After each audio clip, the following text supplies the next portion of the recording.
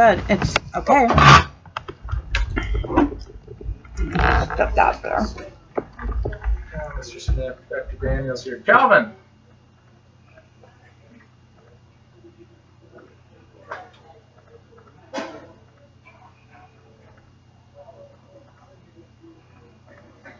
Seem to again have a pain expression when brushing the teeth and Grimace or a... and then when the back of the head was touched. Mm-hmm. Different times. I'm going to look in your eyes, Calvin. But Nikki says that you guys said that he can't feel pain? So I think that we don't believe that he's suffering because, you know, the higher parts of the brain are what interpret Only signals touch certain areas. and feel pain. I'm sorry? It's only touch certain areas. Like the back of his head? And Certain areas. Random. Which he would hurt, what they were touching, by the way. Because it was the back of his head? If it was an area that was hurting, yes. And then the mouth, of course, you can see where it's a little broken down, and that would hurt. So that would be a normal response for any human to do it. And then after we're not touching, he says, "You okay?" And of course, with pinching, and now he's getting the same face. So I don't see a change in his facial See expression. the wrinkling and see the eyes, and how it's going upward. I do see a And wrinkle it of wasn't the like brow. that before you started pinching him.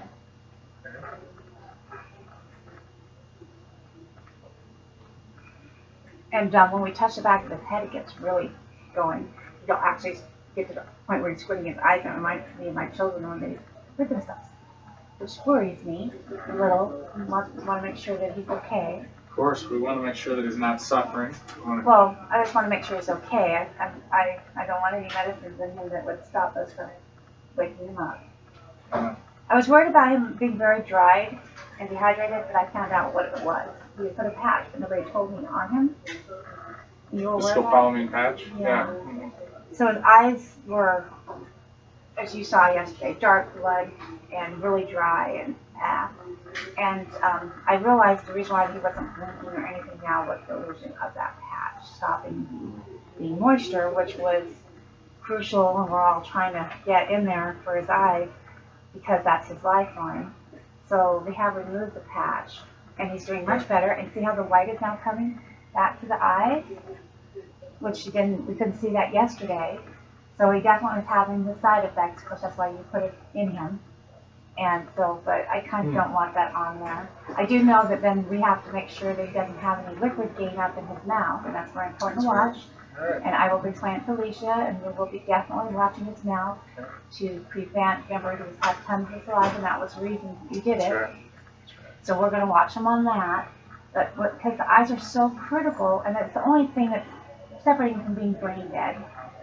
Just out of curiosity, why do you think his eyes are the thing separating him from being brain dead? Because pretty much if he stops having any stimuli movement from normal response we would have expected after the incident, then you guys are going to take it to vegetation status at one point for brain dead. Correct? Okay. So you're talking about corneal reflexes and intact brainstem, and so yeah, that's an excellent thought. I wasn't quite making that connection. Thank you for explaining what you're thinking to me. So I want to continue. Yeah. So he's not brain dead. I want to continue to see progression. Yeah, so he's not brain dead. He has several reflexes that suggest that he's not brain dead and that he will not progress to brain death at this point. I think it's unlikely now, 10 or 11 days after his event, that he's going to progress to brain death. Good. We talked about the That's other day. been the family's entire fear. Sure, yeah. So he still has a gag reflex. He still has a brainstem that sends signal to his heart to beat and his lungs to breathe. He has a spontaneous breathing rate. Yeah, he's doing He it. still has reflexes of his cornea. He still has a blink reflex intact. All of those reflexes, not just the eyes, but all those reflexes indicate that his brainstem is still alive.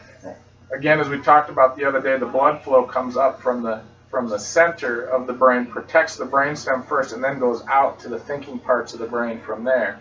So that when patients have a low oxygen state, low blood pressure state, like he had in arrest for a long period of time, About 5 minutes. What we see is that that the outer parts of the brain are the ones that are affected, and the brain stem is relatively preserved and intact.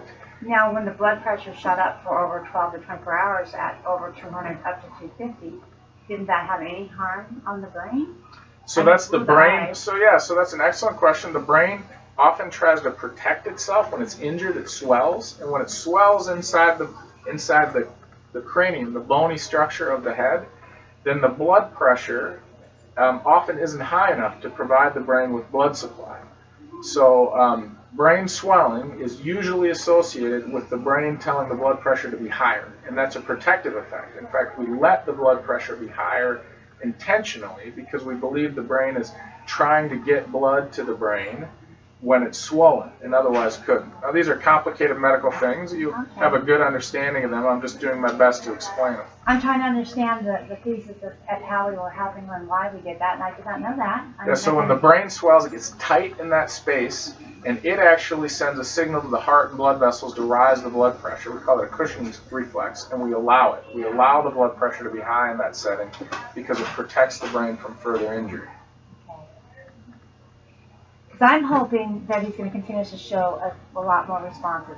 He was lifting the shoulder for me yesterday, and he did it about 5 times. I was really pleased. He was only doing it when I asked, and just a little bit. But then after a while, he just stopped, and then I can't get him to do anything today. And the thing is that I have to make sure he's not posturing or reflexing during that time, and I'm not noticing it. So I want to continue to see that as the days pass. If I ask him to do something, he can do it. So I haven't seen him be able to do this. He could either be too tired, or because he's on his breathing treatment now, or he's not elusive. He's not understanding. So he either is or isn't capable of continuous repetitive thought. So I keep trying to work with him to see if we can see anything that will show us, where his intellect is. He is blinking his eyes. I got him to actually move his eyes and go all the way over and look at me once. Problem is light ricocheting can make the eyes move or drift. I need him to do it more than once. And hopefully if he can hear us correspond. And then of course I've been trying a little writing to see if he can see, because he does have the greatness of the eye. So that means that light is very important in his sight at all, because all the work he's had done on his eye.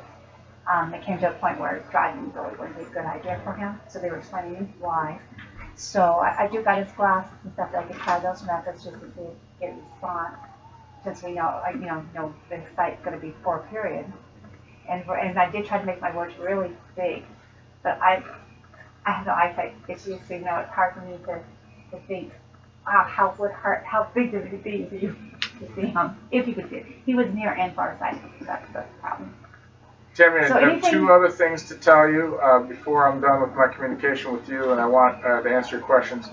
One is based on your request and for ophthalmology to come see him, and I reconsidered yesterday afternoon. I want to address your concerns, and some of your concerns, we've had a lot of discussion about, and I haven't agreed with some of your concerns, but his eyes are ill, and I thought, well, gosh, why couldn't we just have ophthalmology come and try to address your concerns, and if we learn something from that, fine. If not, fine. So I decided to respect your request and ask for ophthalmology to come see him because I want to care for you and for him and address your concerns, and we'll do that today. His doctor's office called yesterday, and they were trying to get a hold of you because they also were concerned about your understanding that if you guys weren't going to be able to see him and communicate with them how their patient's doing, that they needed to figure out how to come. Office. Then Olmsted needs to come here and try to help their patient. Sure. So they were like, where is the Mayo ophthalmologist? And I explained to him there wasn't. So they got his numbers, got everything. I told him anything that needed to be signed, I can sign for him because I'm allowed to in this case.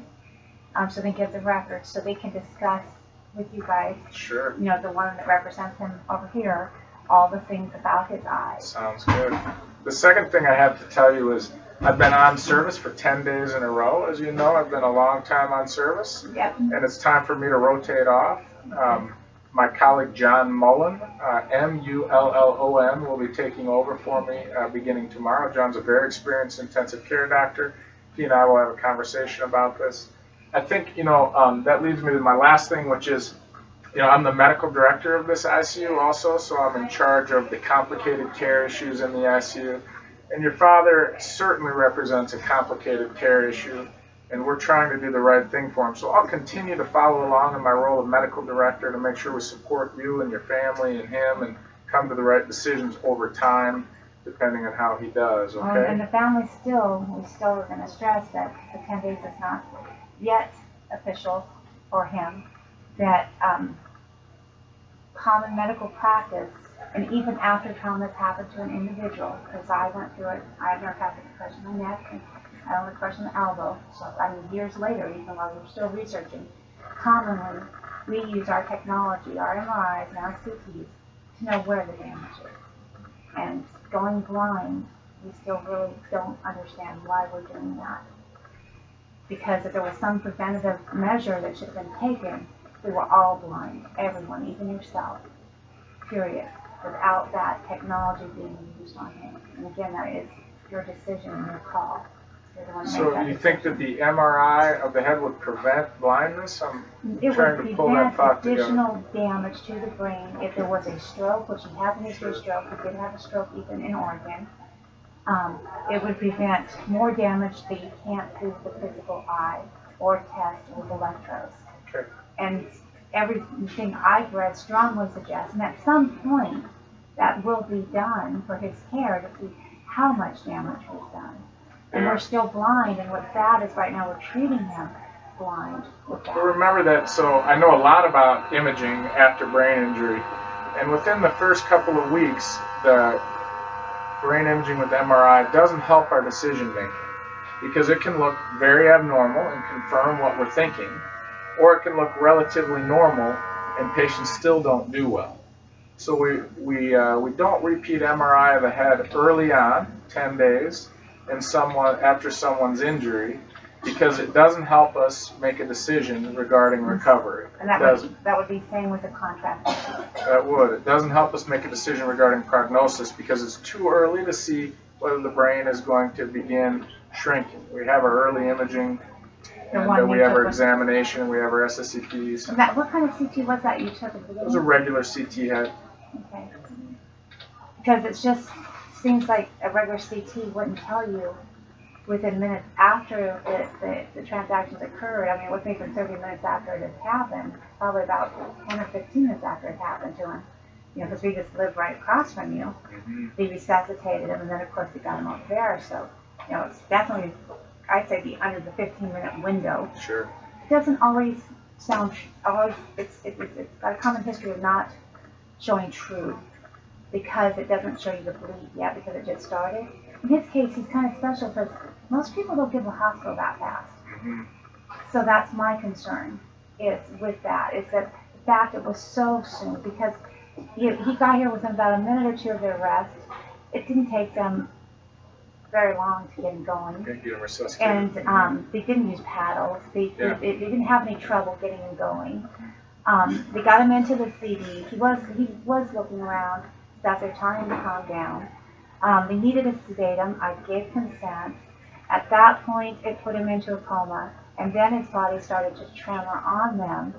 I gave consent again and signed for him to get the thing, I don't know what you call the valve, okay, to put in him. And they needed to sedate him again. And then at that point, he continued to progress. Then you put red catheter in him. And at this entire time, we didn't recheck the CT.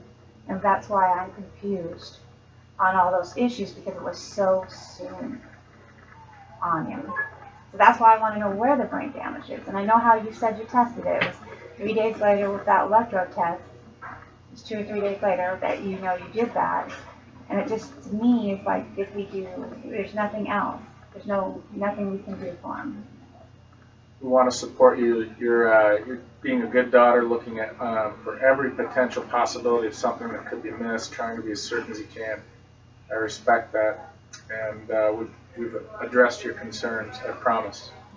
All right, thank you very much, Tammy. You have a good day. It's good to speak with you today. Of course, yeah. We want to care for you and him. Because one of the things I don't want you to forget is that we know how stressful it can be for family members. And while the focus has been on your father, you've been here at the bedside. I'm sure you're not sleeping well. You're continuing to care for your mother. We want to make sure we're sensitive to your needs as well. This is hard. It's harder on him, but the main thing is I'm happy you finally got him an eye doctor, because, if he does wake up and he has recovery just of his brain and his upper extremities, which nothing is shown not to be intact, it's only shown that the bottom's not topping to the top, that's all the only test we got, is that at least if he still has his eyes, then he'll have them hopefully when he wakes up, he has use. So I appreciate you finally letting him have the eye doctor. Thank you.